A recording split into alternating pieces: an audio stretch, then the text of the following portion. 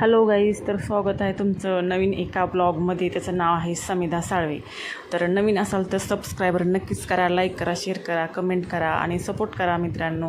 आणि तुम्ही माझे व्हिडिओ कुठपर्यंत चालले तर कुठून पाहता हे नक्कीच सांगा मला. तर मी आज डीमार्टला आले. डीमार्टला म्हणजे खूप दिवसानंतर, असं महिन्याला नसतं राशन. माझं स्वतःचं पेमेंट किंवा मी स्वतः जमा केलेले पैसे मी येत असते, कारण ह्यांना माझ्या मित्रांना एवढी असं आवड नाही असं बाहेरचं वगैरे. त्यांना काय की ते 1-2 किलोचं आपलं राशनचं दुकान हे तसलं पण मला आवडत नाही. डीमार्टचं कसं असतं, एकदम स्वच्छ आणि गॅरंटी असते, म्हणजे छान असतं डीमार्टचं.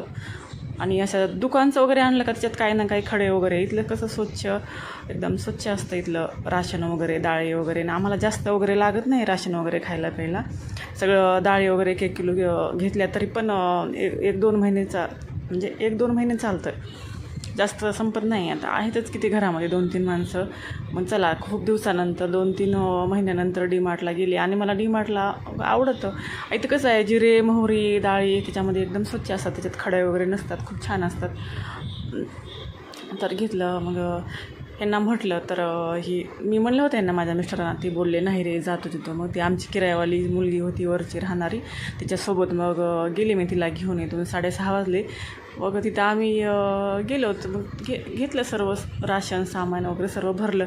मग श्रुतीचा अचानक फोन आला. श्रुती आली. मग तिनं पण काही थोडंसं, म्हणजे आता मुलींना कसं खाणं पिणं थोडंफार असंच काही, म्हणजे ते मेकअपचं तर असेल पण तिनं घेत नाही मेकअपचं. तर तिनं असं खाण्यापिण्याचंच घेतलं, काही खूप काय बरंच सारं असं थोडंफार. ती तिच्या पैशानं, तिचं वेगळं माझं वेगळं. आणि मग फोटो वगैरे काढले. आणि आम्ही डीमार्टमध्ये इतकं एन्जॉय केलं ना. तिथं म्हणजे असं गर्दी बिलकुल नव्हती, खूप कमी लोक होते. आणि खूप एन्जॉय केलं, मस्ती केलं. एन्जॉय म्हणजे एका लाईनला डबल टिबल इकडं तिकडं फिरू लागलो होतो आम्ही सगळे. म्हणजे 2 घंटे होतं डीमार्टमध्ये. तर व्हिडिओ